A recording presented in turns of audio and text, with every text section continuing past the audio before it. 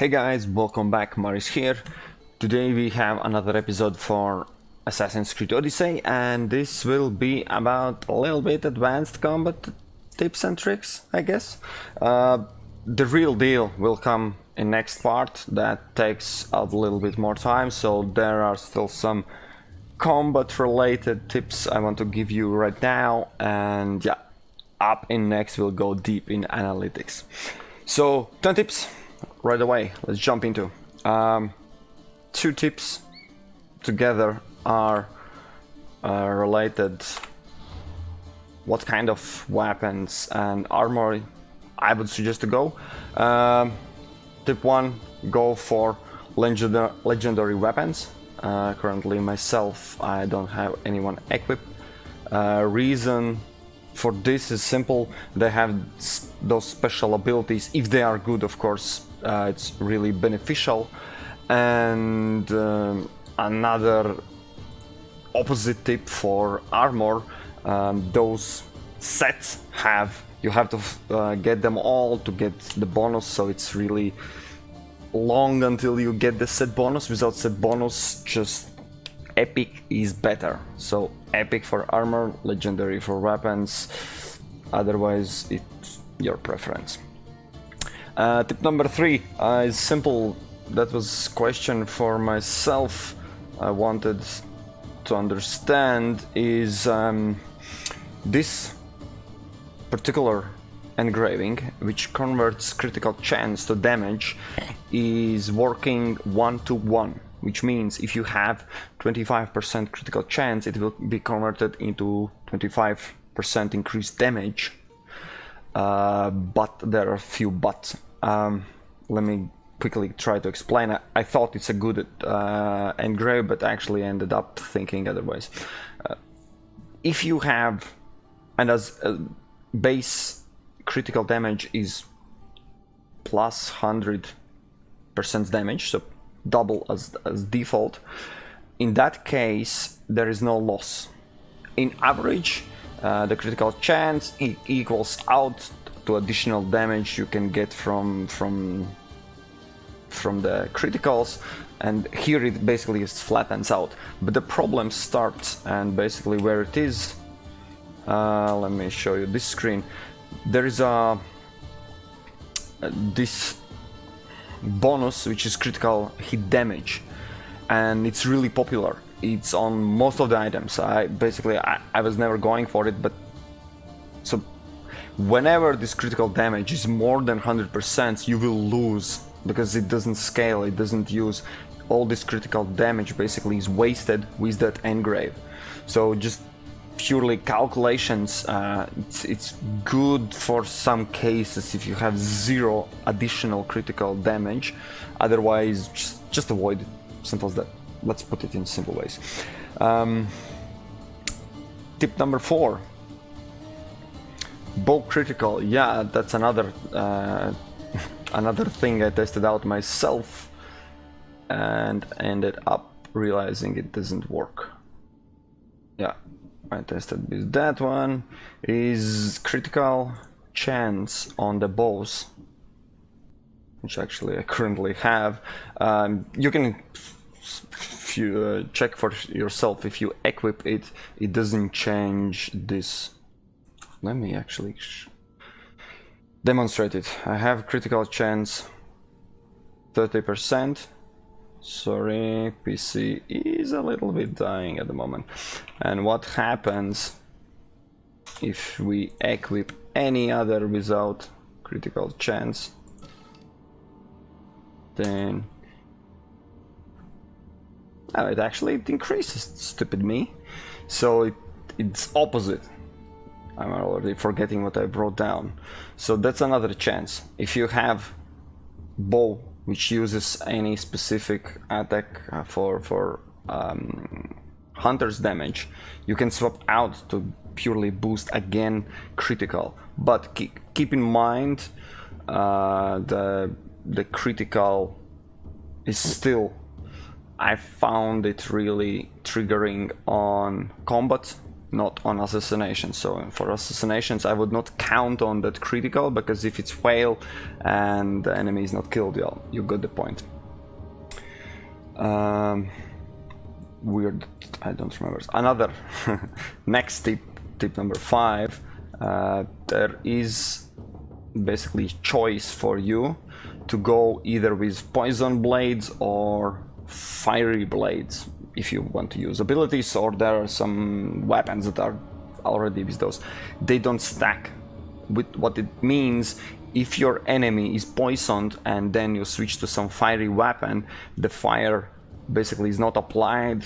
It waits until poison runs out, and only then fire starts applying, which is weird, but in the same sense not weird. So yeah, that's another tip.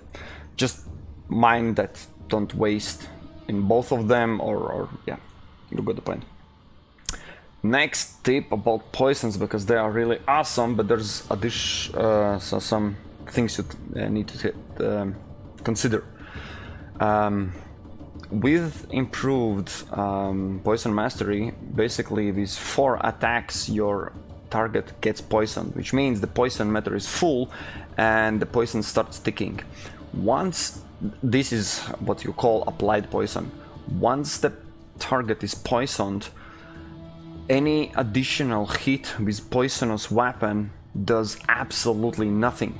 It doesn't increase the poisonous damage, it doesn't renew the stack, it doesn't do additional damage, there's, how to say, pure no reason to keep hitting the same target. I'm trying to understand if there's a point switching to other weapon, because they still have the passive bonuses. So if you get the idea what I'm trying to explain. So the thing is, the poison, once applied, there's a timer, which I think in my case is 23 seconds. In those 23 seconds, you can switch to any weapon, and poison applied bonuses and, well, ticking damage will still do exactly the same. Once the poison runs out, then actually is the only reason for next 4 hits that you need a poisonous weapon. Otherwise, yeah, it's free to use to switch weapons. And that leads to the 7th point. Yeah, 7th point is actually one trick. If everything but I above just explained, how once target is poison it's useless, how poison and fire doesn't stack, and everything, there's a question raises actually what to do, how to avoid, because if you have 2 weapons and one is poisonous, then if you even switch out to other weapon, this weapon passive kind of boost, as we saw, could be critical chance, but it's poisonous, it's useless. So how you can avoid it is with arrow mastery. In second actually skill already, you are able to fire poisonous arrows. So what you can do, you can apply some really useful stats for your weapons, all 3 of them. Let's say you can get together 15% increased critical chance, which is a lot. And for poisonous, you can use up arrows. You pull out arrows, you switch with button G to poisonous arrows, shoot few arrows in a target until it's poisonous, then all the poisonous applied effects are in place, and you take your weapons and kill it. Which leads to the point number 8, which I tested. As you can see, there is a poison mastery increases the intoxication damage, and poisonous damage and weakening effect is increased. Kind of effects are still increased. And question was simple from my side to myself. Let me show you my weapon, then you will understand. I have a weapon that has poisonous damage built in. Basically, it's stinking all the time. And yes, whenever you upgrade your ability 3 poison, even if you are not applying the poison on weapon, this poison automatically becomes improved. So that's why I have poisonous weapon. I have improved poisonous at maximum, but only this one, because I don't need this. I'm not using this venomous attack. I don't have it even in any of my abilities bars, because I'm using that weapon as a poison, and all the improved effects still apply. So yeah, that's tip for you, which was tip number 8. Tip number 9 is just a reminder. Once you get a lot of adrenaline bars and you start using some crazy attacks, keep in mind that you are healed by the amount of adrenaline used. So keep that in mind, that in combat you can skip the spending of adrenaline on heal in general, but if you lack of some small amount of health, you can do a damage, some crazy overpower attack which uses a lot of adrenaline, so you will gain quite a lot, a bunch of health back.